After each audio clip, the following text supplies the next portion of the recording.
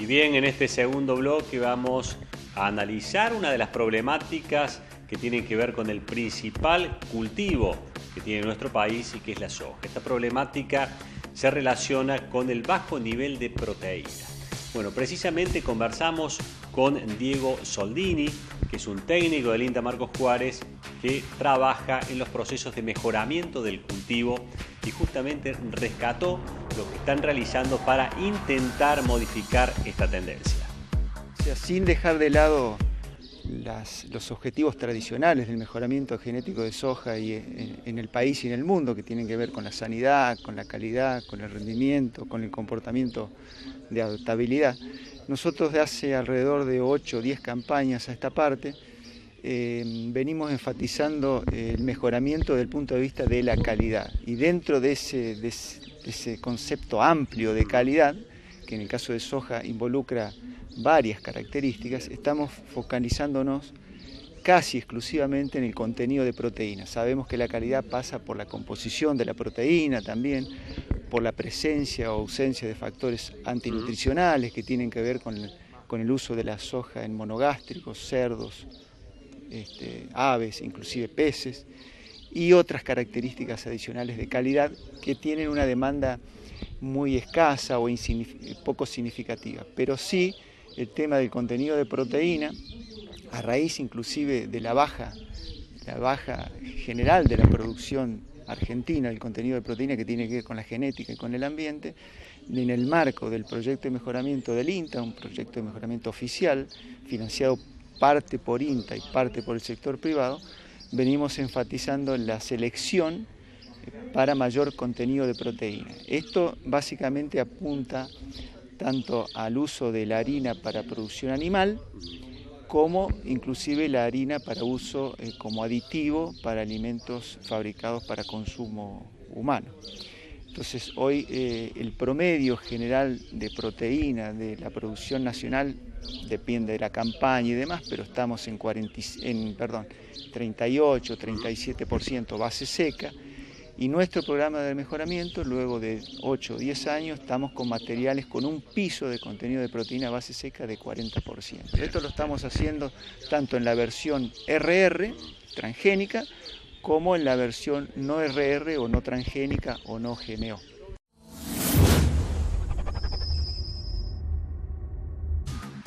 Y para Soldini este tema no está presente en la agenda de los productores a pesar de los descuentos que reciben habitualmente por bajo nivel proteico del cultivo. Pero más allá de esto, también conversamos con este técnico del INTA Marcos Juárez sobre lo que ocurre en la otra parte del sector productivo y que tiene que ver con los productos no modificados genéticamente. Hay una tendencia aún, digamos, poco significativa si comparamos con la producción nacional, pero una tendencia marcada al interés de pequeñas, digamos, sector agroindustrial, pymes, que están viendo como núcleo de negocio la parte de la comercialización de soja no GMO con alta proteína. Ahí, en ese sentido, nosotros tenemos varios convenios de vinculación tecnológica y de transferencia de tecnología. Uno de ellos nos está financiando el desarrollo, la parte de genética y de mejoramiento, con la finalidad de lograr variedades de soja no GMO que se adapten a una certificación orgánica con alta proteína, y la idea es la exportación de ese grano para producir harinas que van a formar parte de alimentos balanceados para peces exportados a Chile, por ejemplo. Ajá, bien, hay una producción de salmónidos importante en Chile y otros países que demandan harinas proteicas de alto valor proteico, de bajo costo, y justamente la soja responde muy bien a eso, pero para eso necesitamos un grano, procesar un grano con un piso de mínimo 40-41% peso seco, mientras que hoy estamos produciendo granos de 34, 35, 36%. Entonces,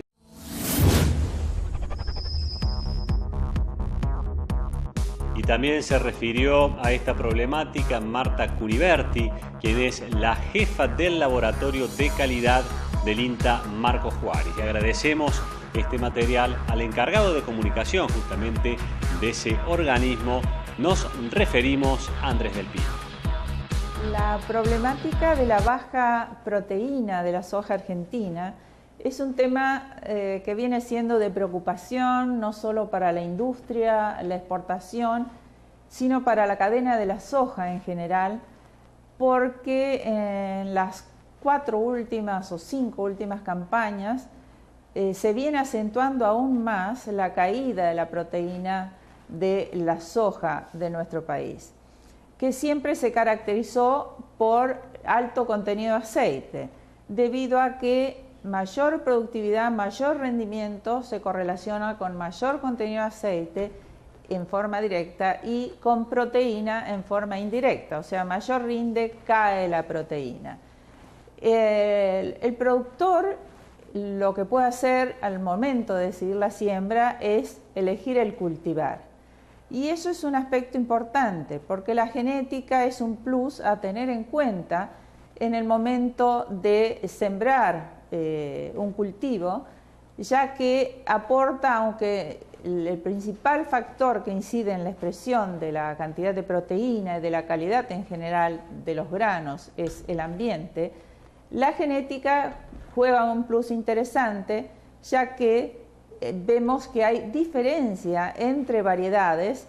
en el momento de la cosecha de los granos. No todos tienen la misma cantidad de proteína en las mismas condiciones de ambiente. El ambiente sabemos que no es controlable. Esta caída de la proteína, que en un relevamiento que venimos haciendo desde hace 21 años por personal del Laboratorio de Calidad Industrial y Valor Agregado de aquí de Marcos Juárez, venimos observando una caída sistemática con una pendiente muy acentuada en los últimos años en proteína, mientras que el aceite se encuentra en ascenso.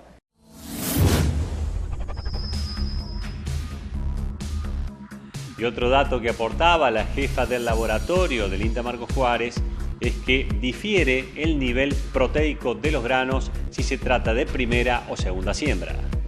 Hacemos el relevamiento en soja de primera y de segunda siembra, observando en 17 años que realizamos el relevamiento en 2 momentos, una diferencia entre un periodo de siembra y otro de 1.4 a favor de soja de segunda, debido a que se siembra más tarde y por lo tanto los rindes son un poco menores a los de soja de primera.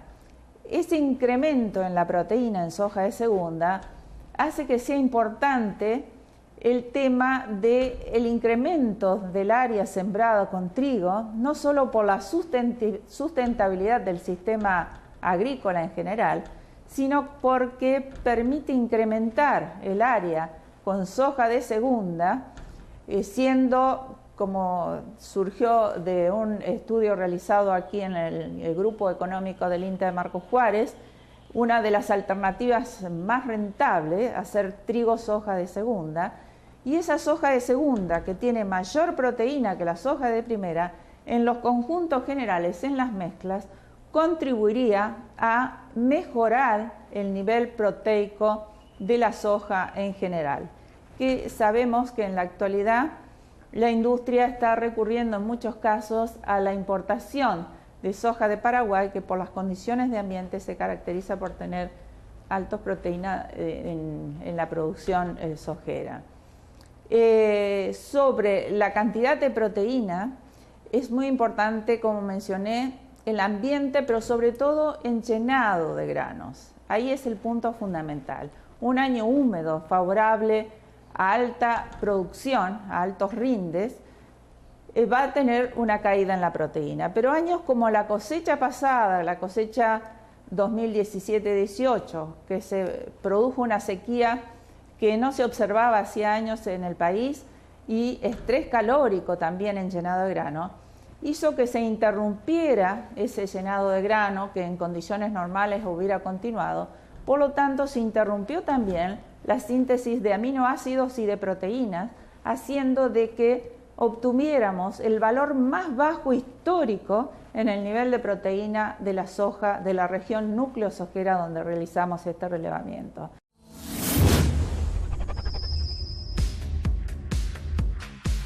Y bien, antes del cierre, una noticia que tiene que ver con la maquinaria agrícola más auspiciosa de la que presentábamos al cierre del bloque anterior. Según informó el portal especializado Maquinac, cuando el gobierno nacional estaría estudiando posibilidades financieras para este sector, particularmente un crédito a tasas subsidiadas. Así que bueno,